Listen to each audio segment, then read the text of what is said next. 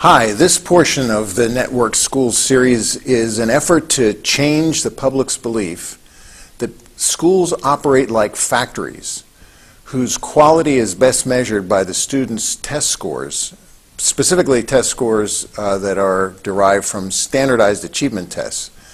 This belief that schools operate like factories is so deeply ingrained that most people either accept it as the only way that you can run schools efficiently, or they can't even see that it's in place. I'm going to use some PowerPoint presentations that I presented in an Iliad course that I just taught called Beyond Factory Schools. These presentations will describe the factory schools paradigm. They'll describe how technology is disrupting this paradigm, and it will describe a new model, network schools, which is the theme of this show, and then conclude with a description of the obstacles to making change in the factory schools to network schools. And I would contend that the biggest obstacle isn't money, the biggest obstacle isn't teachers' unions, the biggest obstacle isn't changes that are happening to our culture. The biggest obstacle is that we need to change what's in our minds. My contention is that the structure we don't see or accept as a given is the factory school. You'll see the quote here that says, "Structures of which we are unaware hold us prisoner. Once we see them and name them, they no longer have the same hold on us."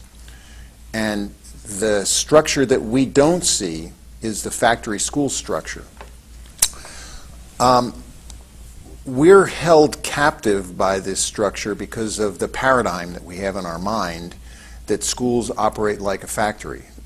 There are some examples of paradigms that are problems that can't be solved at the same level of awareness. For example, there was a time when people believed that the earth revolved around the sun. When that paradigm changed, the whole world changed as a result. There was a time when people absolutely believed that evolution was not a reality. But now that we have understand and accept for the most part that evolution is the way that we've evolved, or we've come from the ape, so to speak, to where we are today, that completely changed the worldview as well. Some would argue that the atomic bomb that went off changed our whole way of thinking about the world in general. And certainly as someone who grew up in the 50s and did the duck and cover drills, I can tell you that it changed the way that we thought about the world in the 50s and 60s. Finally, a more recent example is Google.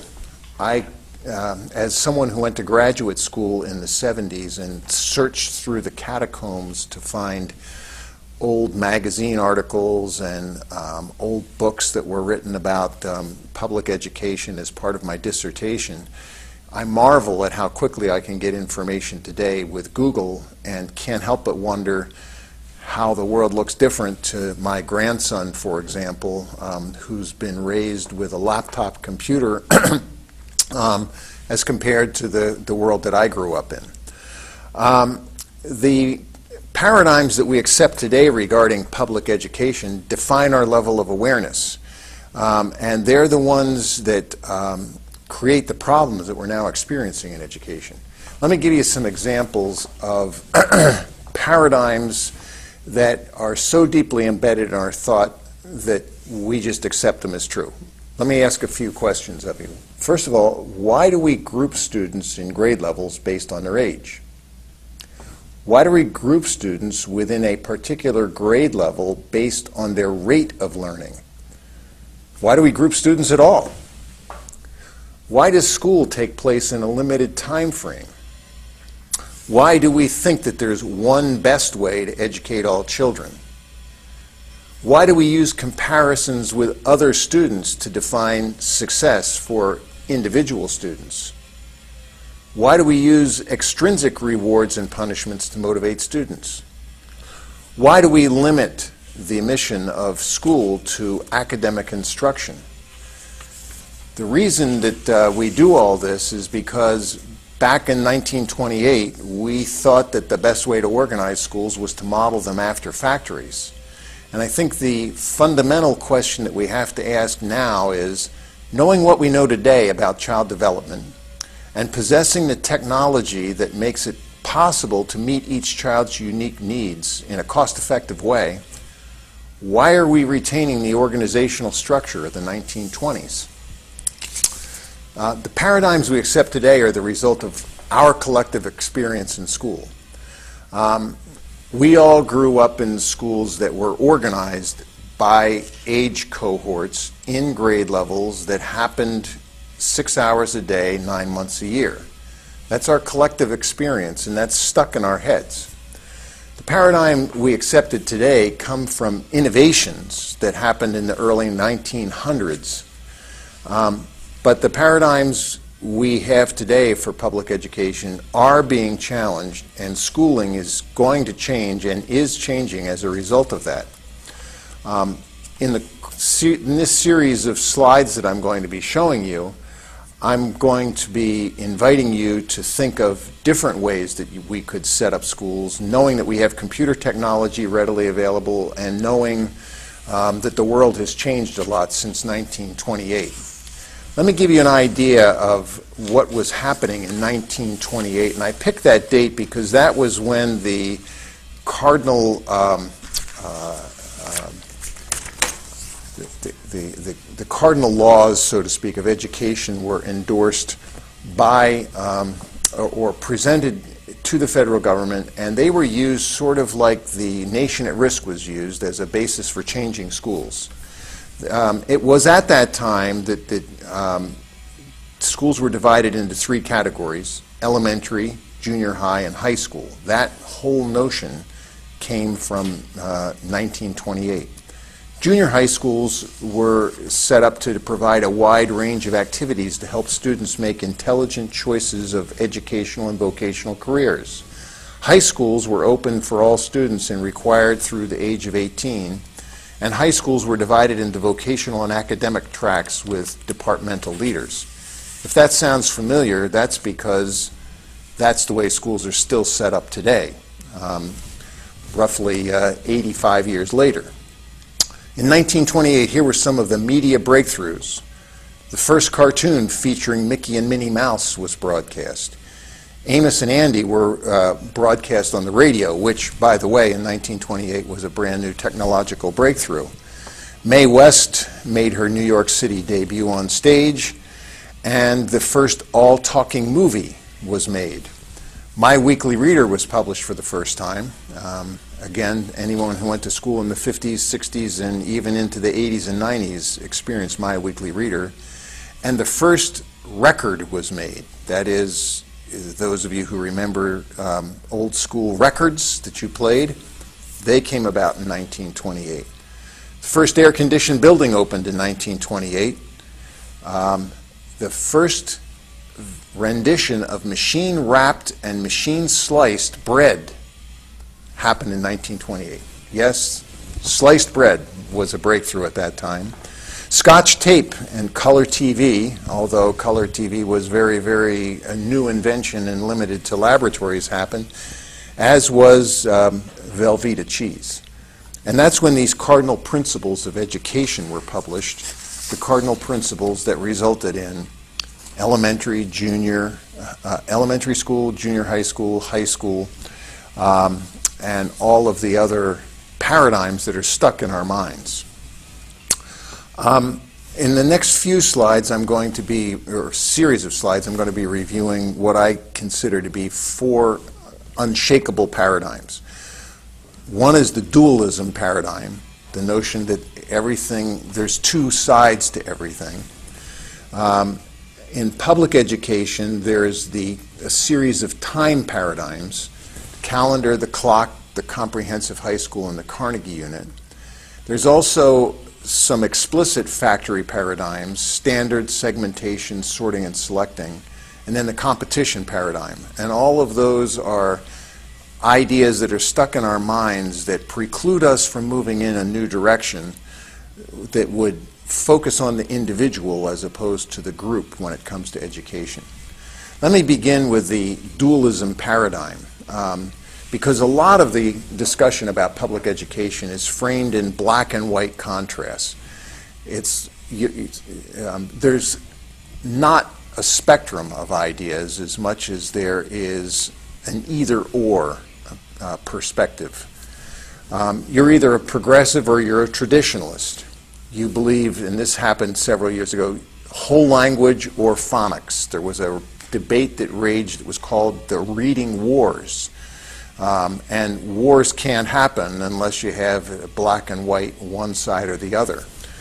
We also nowadays are seeing played out in the media the notion that there are competitive charter schools or monopolistic public schools, as if it's one or the other.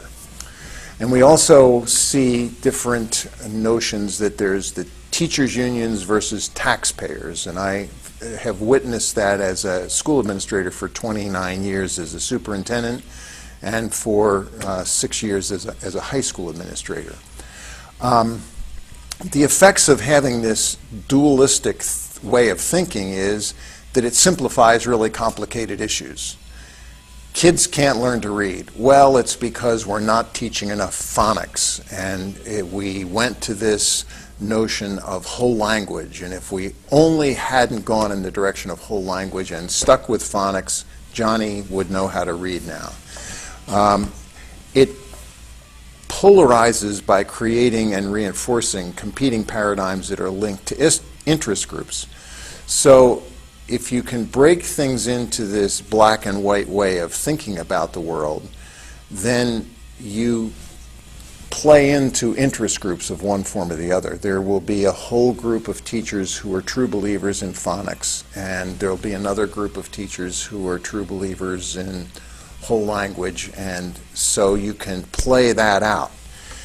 It presents solutions to the problems as forced choices. Like, you either got to do this or you got to do that. You can't find it precludes the finding of a middle ground. And by precluding the opportunity and casting everything in black and white terms, it really does block opportunities for dialogue that can occur. The practical reality is everything in the world is spectral. In other words, there are certainly extremes on one side or the other, but there's in between a lot of discussion that can be taking place. And by trying to cast everything in one or the other, in other words, making everything into an either-or decision, it blocks the opportunities for those dialogues. So that dualistic paradigm, some would even suggest, is like embedded in the minds of all human beings. And as such, it leads to these situations where dialogue breaks down. In addition to that overarching dualistic dialogue, education has been stuck with time paradigms for years. I have broken down the time paradigms into 4 categories: the Agrarian Calendar, the clock itself, the Carnegie unit, and the comprehensive high school, all of which are in one form or another time paradigms. Let's talk first about an easy one, which is the calendar. Public education runs on the Agrarian Calendar.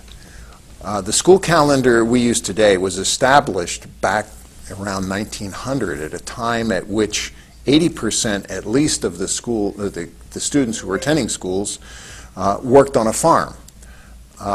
So it made sense to have school run from September to June, because that was the time when the farm was less active than it was in the summertime. Several years ago, I worked as a school superintendent in Maine, and even now, I believe, when you go up into Presque Isle, which is where the potatoes are raised, they break for potato harvest because that's the way the local economy is set up.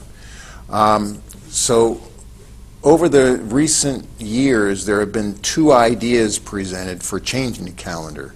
One is to take the 180 days, because that's what most of the contracts for teachers are, and spread that out over the course of a year in different increments, so that instead of closing school for the summer, you would close school, you'd be on for 45 days and off for 15 days throughout the course of the year. By staggering things in that fashion, you don't have to build as many schools, and you don't have that block of time where kids lose some of their information that they've stored over the 9-month period. Because if you think about it, it makes no sense whatsoever to run school on the way that we do now, because you create gaps in learning over the summer. The other idea that's been proposed, and this has happened a lot of late, is, well, let's just add days to the school year. In other words, why do you have a 180-day school year? Why don't you have a 240-day school year? Some charter schools have been open on that premise, and so that's an idea that has been floated out there in the public as well of late. There are some signs that this whole notion of the agrarian calendar is breaking down. One of them is that the parents themselves are funding summer enrichment programs. They're providing, child care programs are opening up over the summer, and for years kids have gone to summer camp. Some camps now aren't like the ones that used to be traditionally held up here in Vermont, New Hampshire, and Maine. They're computer camps or they're drama camps. And these are being opened because more and more parents are working. Both mom and dad are working, or if the families are broken up, one or the other has to work and take care of the child over the summer. There's also been an expansion of remedial summer school programs. In large measure, those have been expanded because if a particular school falls behind and isn't meeting the standard, one way that they can bring things up to standard is to offer summer programs or remedial programs. Certainly, I can recall going to summer school myself for driver's ed because I couldn't fit driver's ed into my schedule. And at the same time as I was doing that, a number of my classmates were taking academic courses in the summer that couldn't fit into their high school schedules. So some of that's not new and different, and the notion of this being a dumb idea to have school for 180 days isn't a new. But some of the obstacles to changing it, and several years ago when I was working as a superintendent in Maryland, I was on a commission that was set up at the state level to look at the calendar, and there was a national commission that was looking at time. And when we started talking about the notion of having school year-round, one of the things that we ran into was cost to taxpayers. It would cost the taxpayers because there would be an impact on businesses. Maryland, if you're familiar with the geography of the state, goes into the west, and in the west there's Garrett County, which is ski country. They were beside themselves at the notion of having to have their schools be closed down for extended periods of time in the winter. The winter time for them was an important time to have skiers come. On the other hand, on the eastern shore, which is Ocean City and the various resorts along the shoreline, if schools were to open in the summer, they would be losing lots of business because of the tourists who go over there in the summer, and they'd be losing lots of employees because they relied on the high school kids to man some of the ticket booths at the amusement parks and to wait tables and to work in the resort industry.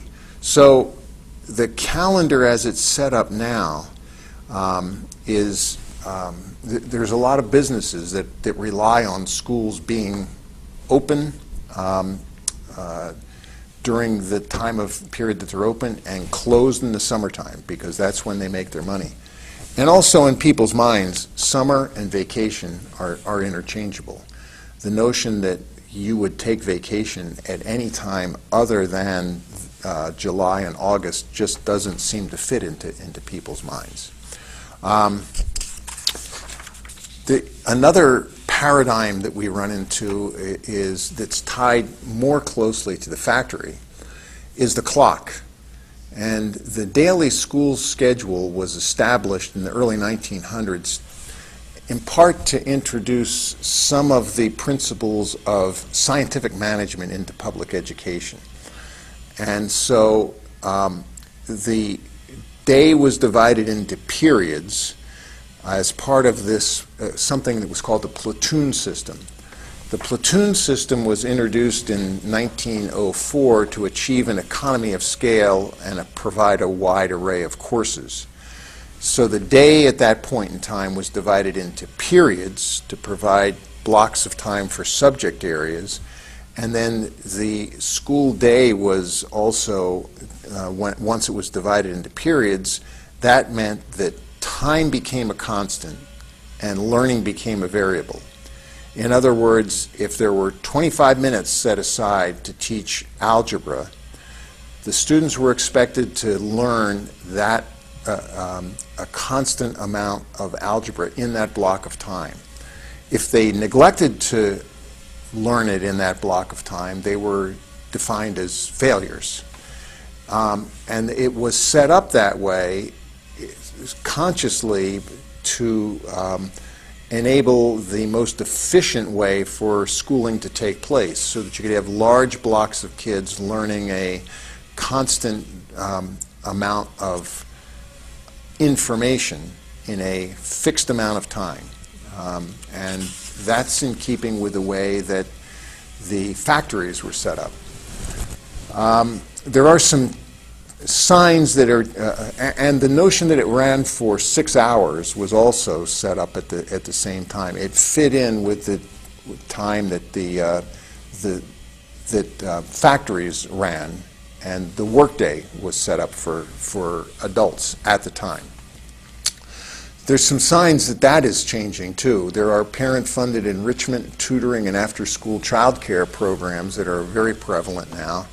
And there's also an increase in publicly funded standalone after-school child care programs. Because both parents are working now, that was not necessarily the case back in the 1920s, 1930s, and certainly not the case in the 40s and in the 50s. So now there's a lot of after-school programs that are set up and a lot of tutorial programs that are set up. Some of the obstacles to changing the schedule for the school day are it would cost more for taxpayers. It would cost more because you'd have to have more adult supervision funded through the school budget to take care of those youngsters after school days. There are businesses now that are set up to operate after school and in some cases before school to provide child care, and increasingly there are businesses that are set up specifically to tutor youngsters. So there would therefore be an impact on businesses. And then there's this whole notion that we have of our mental model, that the school day is divided into 6 hours of instruction and divided into periods. The last time paradigm that I want to go to is the comprehensive high school. And the comprehensive high school was set up as part of the cardinal principles of education in the late 1920s. And at that point in time, the Carnegie unit was established as in response to the college's needs to compare student performance between schools. Colleges were looking for ways to decide who was going to attend and who was not going to attend. And they couldn't tell whether a youngster who was attending Hanover High School, let's say, was getting the same amount of learning as a student from New York City schools. And so in order to get some sort of uniformity in terms of the amount of time that youngsters were spending in a particular course, in 1914, the Carnegie Commission defined a unit of credit for high schools as 120 hours. The consequences of that were that it reinforced the Agrarian Calendar and the school day schedule time paradigms. The 120 hours was set up by looking at 180 days. In other words, they said, well, the school day is 180 days long because it's tied to the Agrarian Calendar, and it's 6 hours a day because that's the way we're setting up schools now. So when you then derive the 120 hours as the unit of measure for a course, it just reinforced the two of those things. And because students were learning at different rates of time, it led to the fact that a more efficient way to do that would be through ability grouping, and I'll be talking about that in the next unit that we'll be doing. There are some signs that the Carnegie unit is changing. There's a recognition of life experience in adult learning courses. There's a lot of distance learning going on, which we'll be talking about. Homeschooling is also on the rise, and credits are being given for projects as opposed to seat time. And in New Hampshire, the seat time has explicitly been removed. The obstacles to changing the Carnegie unit are, first of all, it's easy to administer, it's an objective measure of learning, and it's an efficiency that fits in with the factory paradigm. Also, the time and learning paradigm is widespread. It goes into post-secondary schools, it goes into government and private sector of our economy as well. This whole time paradigm and the establishment of the high school to 12 years was initially recommended by the Committee of 10 in 1893 and then put in place with these cardinal principles where they recommended the establishment of a 12-year program. They recommended an expansion of courses to define the high school diploma. Those are paradigms that are still in place today. So with those ideas put in mind, part of what I would like to do is bring this section to a close, and for the next show that's coming up, we'll look into the factory paradigm itself in greater detail and then discuss ways that that is breaking down and changing as a result of the advent of technology. Thank you very much, and hope that this background will be helpful and get you to think about how you think about schooling and how the way that you think about schooling is based in large measure on your personal experience, not on the way that schools should rationally be set up, given what we know today about child psychology, given what we know today about the advent of technology enabling us to provide individualization as opposed to group instruction. Thank you very much.